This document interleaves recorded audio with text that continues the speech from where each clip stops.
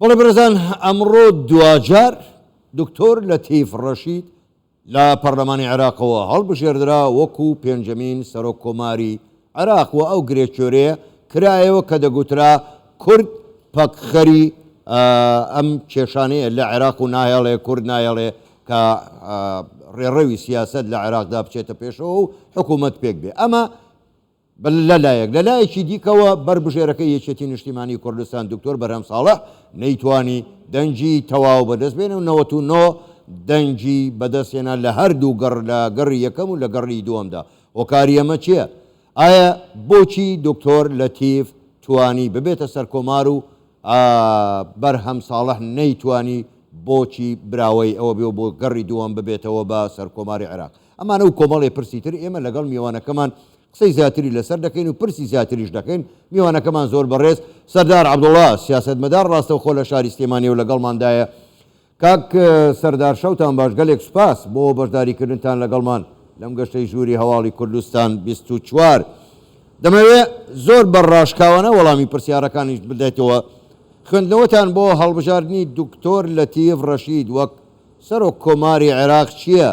وەکو کاندیدی سەربەخۆ پێشکەش کرابوو لە کاتێکدا دکتۆر بەرهەم بربژێری یەکێتی نیشتیمانی کوردستان بوو، هەر دوێنێش گوتەبێژی یەکێتی نیشتیمانی کوردستان دوێنێ ئێوارە ڕایگەیاند تاکە بربژێری ئێمە هەر دکتۆر بەرهەمە. بۆچی دەستبەرداری دکتۆر بەرهەم بوون؟ ئەم کاتتان باش. سەرەتا پیرۆزبایی لە بەڕێز دکتۆر لەتیف ڕەشید دەکەم بە بۆنەی سەرکەوتنی و مەهامی خۆی ئێستا بە ڕسمی سەرۆک کۆمارە و مەهامی خۆی یەکەم ئیمزای با ئیمزاکردنی ڕاستپاردنی بەڕێز محەممەد شیع سوودانی دەست پێ کرد. لە ڕاستیشە من دەبێ بەڕاشکاوی وەکو جەنابەت فەرموود بەڕاشکاوی وەڵامی پرسیارەکان بدەمەوە و دەمێ ئێمە باس لە سبەینێ بکەین نەک باس لە دوێنێ. دوێنێ لە سەرەتاوە ئێمە وتمان هەر لە سەرەتاوە وتمان کە کورد هیچ ڕێگایەکی لە بەردەم نیە جگە لە پێکەوە کارکردن و تەوافق و تەفاهم. لە ڕاستیە سیناریۆی 2018 خراپترین سیناریۆ و خراپترین ڕووداوی سیاسی لە دوای ڕوخانی سەدامەوە کە بەسەر کورد هاتووە کە کورد بەسەر خۆیان هێناوێتی وەکو ڕووداوی سیاسی باسەکەم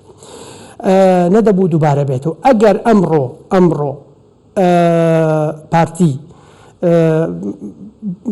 منافەسەی لە قاعەیە بە کاندیدەکەی خۆی بکردایە بە بەڕێز ڕێبەر ئەحمەد بکردایە، من چۆن ڕەخنەم 2018 لە هەڵبژاردننی کاک بەرهەم گرت، ئەمڕۆ ڕەخنەم لە پارتی و لە جەناوی کاک مەسعودە گرت بۆ هەڵبژاردن، چونکە من تەکیدم کردەوە کە 2018 ئاوێکی خراپمان ڕشت. ئەم جارە ئەگەر دووبارەیکەینەوە لە ئاو دەرەچێ ئەبێ بە عرف وەڕێگە بە خەڵکی غیرە کوورد دەدەین لە داهاتووە کۆنە جاشێکمان بۆ بێنەوی سەپێنێ بەسەرمان نابڵێ ئەمە نوێنەری کووردە. بەڵام ئەوەی ئەمڕۆ کرا لە ڕاستیە دەبێت دەستخۆشی لە جەنابی کاک مەسعود بکەین. مبادرەکەی مبادرێکی گرنگ بوو و ئەسبابەکانی هەرچی بێ بەلای منەوە ئەوەیە کە پارتی دەستبەرداری ئیستحقاقێکی خۆی بووە، کاندیدی خۆی کشاندوتەوە، کاندیدی خۆی کشاندوتەوە بۆ کاندیدێکی تری خۆی نییە، بۆ کاندیدێکی تر نییە لە حیزبێکی تر لە دەرەوەی یەکێتی کە منافسێتی، بۆ کاندیدێک یەکێک لە قیاداتە کۆن و تازەکانی یەکێتی و لە قیاداتە دێرینەکانی یەکێتی کشاندوێت. و ئەمەم چیمان پێڵێ پێمانەڵێ ئێمە کە سازش بۆ یەکترەکەین بۆ دەرەوەی بکەین هەمومان لاوازە بین، بەڵام کە بۆ یەکتریەکەین بەهێزە بین. ئەم هەڵبژاردنەی ئەمڕۆی بەڕێز دکتۆر لەتیف کە بەتابەتیش دوای سەردانەکەی بۆ لای کاک بافڵ و تاکیدکردنەوەی یەکێتی کە کاندیدی ئەوانیشە و ئێستا یەکێتیشە کەس ناتوانێت مزایدە بەسەر دکتۆر لەتیفەوە بکە لەسەر یەکێتی بوون. ئەمە پێمانەڵێ ئەم پیاوە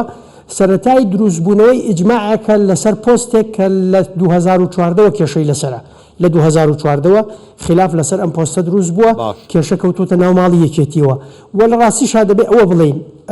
کاک حاکم خاڵێک دەبێت بۆ یەکێتی بڵێن. من پێم وایە پارتی سەرکەوتوو بووە لەمە یەکێتی سەرکەوتوو بووە، گەلی کوردستان براوە و سەرکەوتووە گەورەکەیە، دۆڕاومان تیایان نییە. یەکێتی قوربانیەکی زۆری بۆ کاک بەرهەم داوە. کاک بەرهەم 2014 مەسئلەی هەڵبژاردننی سەرۆک کۆماری وەکو پرسێکی حیزبی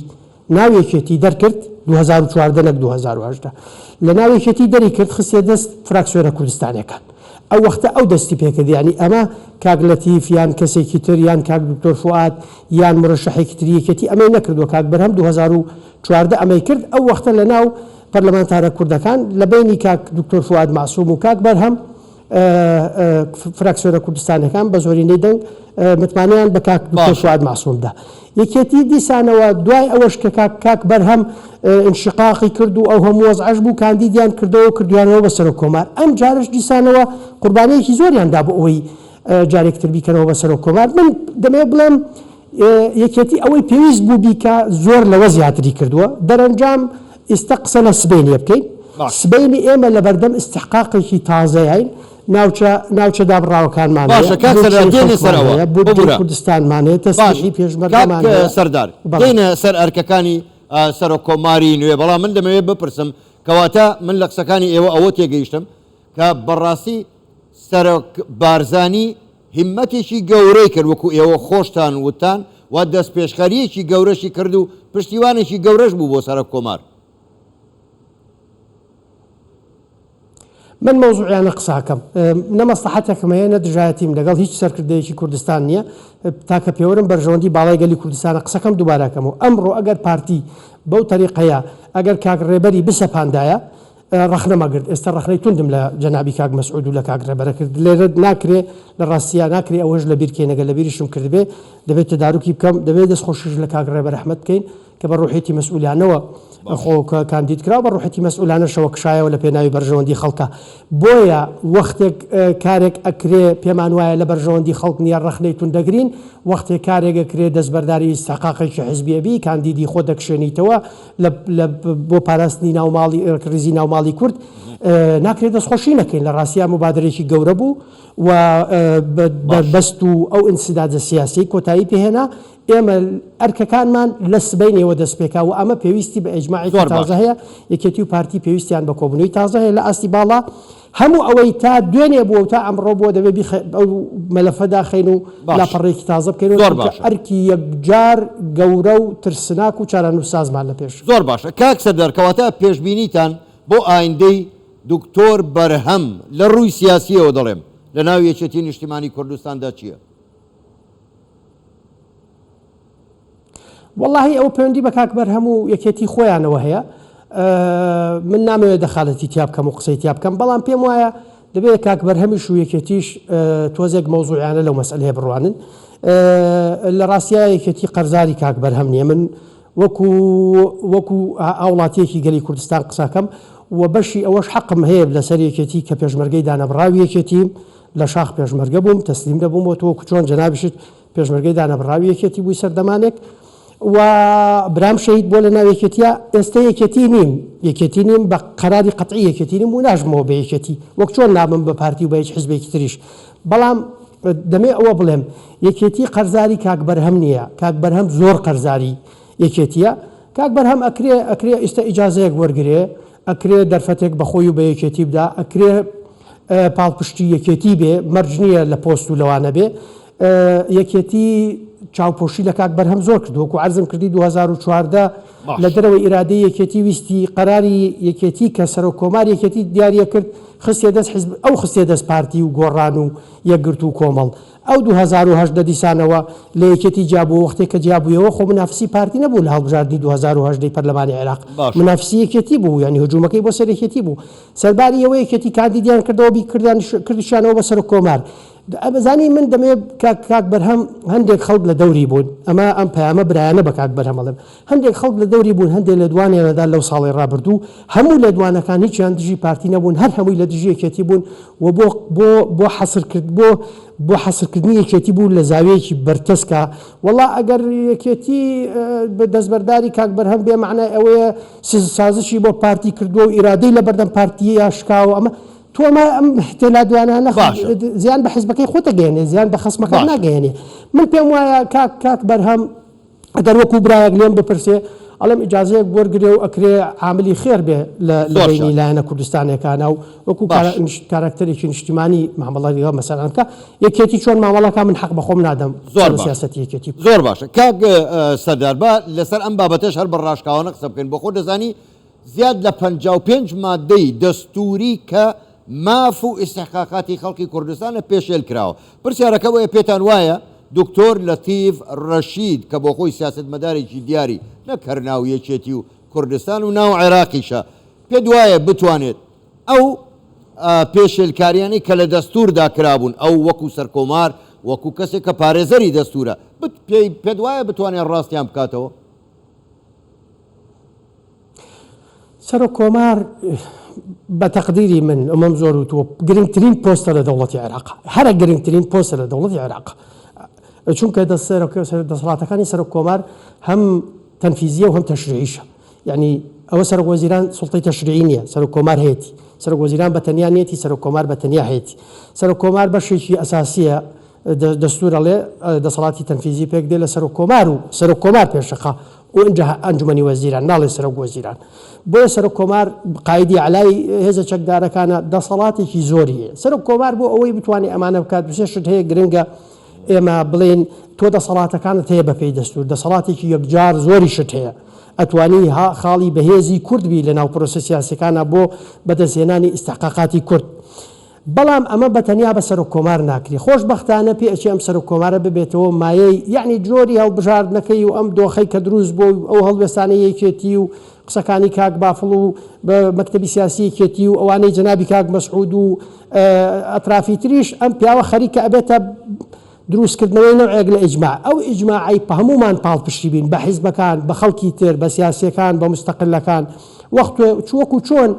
ڕخنەی لێ ئەگرین ئەگەر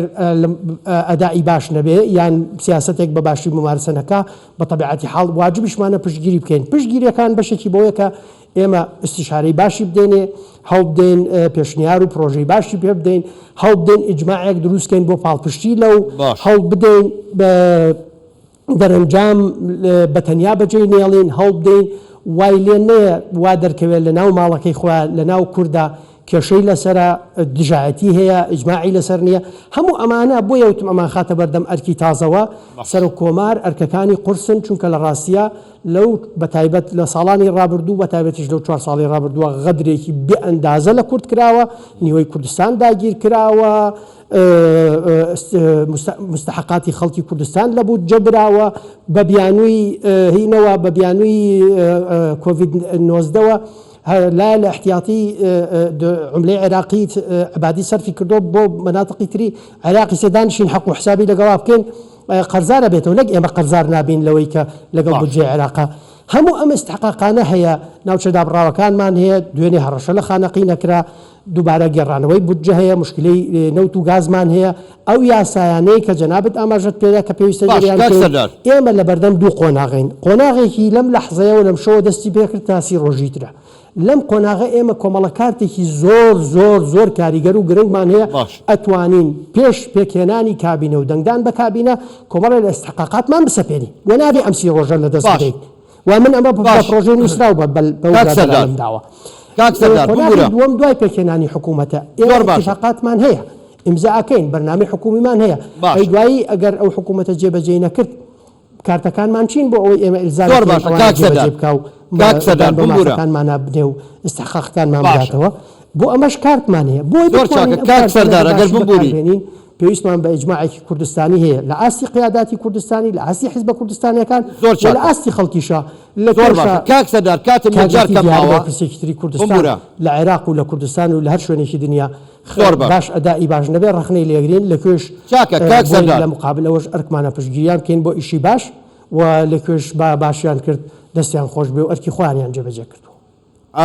بەڕاستی کاکسەدار پرسیار زۆر بوو هەڵێگرین بۆ کاتێکی کە هیچ کاتم نەمابوو. بەڕێز سەردار عەبدوڵڵا سیاسەتمەدار ڕاستەوخۆ لە شاری سلێمانیەوە لەگەڵمان بووی. گەلێک سوپاس بۆ بەشداریکردنتان لەگەڵمان. سوپاس بوویەوە. شەوتان باش. شەوتان باش.